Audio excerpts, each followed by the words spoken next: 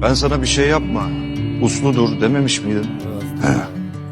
Dayanamadım. ከሞዴሊንግ መድረክ ተነስቶ እስከ ዓለም አቀፍ የቴሌቪዥን ስክሪፕት ድምቀት ለመሆን የበቃ በፈሪያ ድራማ መላው ዓለምን ያስደመመው በኔትፍሊክስ የታሪክ አዲስ ምዕራፍን የከፈተውና በሚሊዮን የሚቆጠሩ ተዋናዮችን ያተረፈው አክተር በትወና ብቃቱና በተፈጥሮ ውበቱ በመላው ዓለምና በሀገራችን ኢትዮጵያ ሚሊዮኖች ልብ ማሸነፍ የቻለ የቱርክ የቲቪ ድራማ ኮከብ ነው።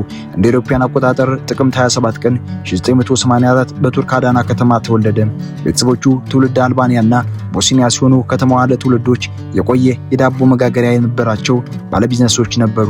አንድ ታናሽ ወንድም ያለው ሸጋታይ ያደገው በኢስታንቡል ከተማ ሲሆን በልጅነቱ ለስፖርትና ለአካባቢ እንቅስቃሴዎች ልዩ ፍቅር የነበረው ሲሆን በተለይም ቅርጫት ኳስ በመጫወት ረጅም ጊዜ ያሳለፍ እንደነበር ይነገራል። የዚህ እንቁ ተዋናይ ከካሜራ ጀርባ ህይወቱን የቀየረ አሰቃቂ አደጋ እንደደረሰበት ለወራት ካልጋ መነሳት እስከማይችልበት አጋጣሚ በ15 ዓመት የመታንሰው ኮረዳ እንዳገባ ወንጀል ሰርታል ተብሎ አቃቤ ሕግ ከ3 ዓመት ተኩል እስከ 10 ዓመት እስር እንደጠየቀበት በአጠቃላይ ስለ ኩዚ የማነግራችሁ ሚስጥር አይኖርም። ላይክና ሰብስክራይብ በማድረግ እስከ መጨረሻው እንድትከታተሉን ጋበዝን።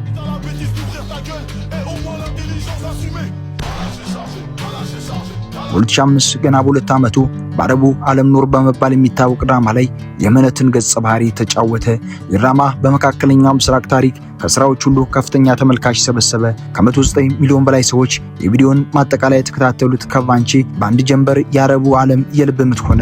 ነገር ግን እውነተኛ የትወና ጥበቡ የመጣው በ2008 በተሰራው አስኳን ድራማ ላይ ነበር። በኢትዮጵያ ውስጥ አብዛኛው ሰው የሚያውቀው ኩዚ በሚለው ስሙ ነው። በ2011 ዓ.ም የተሰራው ኩዚ ጉኒ ድራማ የትወና ብቃቱን ያሳየበትና በዓለም ዙሪያ ሚሊዮኖችን ያስደነቀበት ድንቅ ስራው ለመሆን በቃ። በስክሪን ላይ በሚሊዮኖች ልብ የሚያንቀጠቅጠውና በፍቅር ድራማዎች የሚታወቀው ከፉን ታትሎ ከካሜራ ጀርባ ያለው የእውነተኛ የፍቅር ህይወቱ ጉዞ ግን በደስታ የተሞላ አልነበረም። በጣም አወዛጋቢና የብዙዎችን ትኩረት የሳበው የፍቅር ታሪኩ በ2002 ዓ.ም የዓለም ቆንጆ ሚስ ወርልድ ከተመረጠች አዝራ አኪድ ጋር የነበረው ግንኙነት ነበር። ይህ ፍቅር ለ11 ዓመታት ያክል የዘለቀ ሲሆን በመካከላቸው በነበረው አለመግባባት ምክንያት 3 ጊዜ ተለያይተው ደግሞ የተመለሱበት አሰልችና ስሜታዊ ስቃይ የተሞላበት ድንቅ የፍቅር ታሪክ። እንደ አውሮፓውያን አቆጣጠር በ2013 ፍቅራቸው ሙሉ በሙሉ በመፍረሱ ለመጨረሻ ጊዜ የተለያዩበት ጊዜ ሲሆን በወቅቱ ከፍተኛ ስነ ልቦና ስቃይና የብቸኝነት ስሜት ውስጥ ወድቆ ነበር። ከዚህ በተጨማሪ ከሱ በ14 ዓመት የምትበልጠውን ተዋናይ ሜልተም ጃምቡል ጋር የጀመረው ፍቅር በቱርክ ህዝብና በሚዲያው ዘንድ ከፍተኛ ትችትን አስተናግዶ ነበር። ነገር ግን ይህ ሁሉ የተሰበረ ፍቅርና ስቃይ የሚያበቃበት ቀን ደረሰ። በአስኳን መምራ ላይ የስታይል ኤክስፐርት ሆና ከምትሰራው ባሻክ ዲዛር ጋር ተገናኙ። ባሻክ ከሌሎች ሴቶች የተለየች ነበረች። ዝናው ሳይሆን እውነተኛ ማንነቱን ወደደችው። እንደ አውሮፓውያን አቆጣጠር በየካቲት 2016 በፈረሳ ፓሪስ ከተማ በሚስጥር በተካሄደ ውብ የሰርግ ስነ ስርዓት ተጋቡ። ከዓመታት የፍቅር አውሎ ነፋስና ስቃይ በኋላ በመጨረሻም እውነተኛውን ሰላምና ፍቅር በቤተሰብ ውስጥ ለማግኘት የበቃ ድንቅ አርቲስትና የሀገራችን ምርጡ ተዋናይ።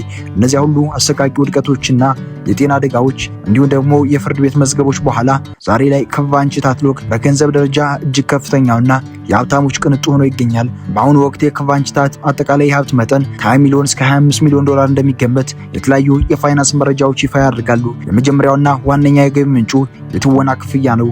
ካቫንቺ በቱርክ የቴሌቪዥን ታሪክ ውስጥ ለእያንዳንዱ የድራማ ክፍል ከፍተኛ ክፍያ እያየ የሚጠይቅ የመጀመሪያው ተዋናይ ነው። በቅርቡ በተሰራው አይሌ በተሰኘ ድራማ ላይ ለአንድ ክፍል ብቻ ከ1.5 ሚሊዮን በላይ ዶላር ሊጠይቅ በቅቷል። ገንዘቡን ለቅንጦት ብቻ የማያውለው የአክተር በየዓመቱ በቱርክ ለሚከሰቱ የተፈጥሮ አደጋዎችና ለተቸገሩ ህጻናት በሚስጥር በቢሊዮን የሚቆጠሩ ሰዎችን በለጋስነት ይረዳል።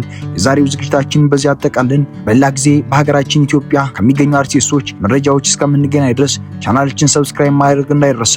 ሰላሙን ተመኘን።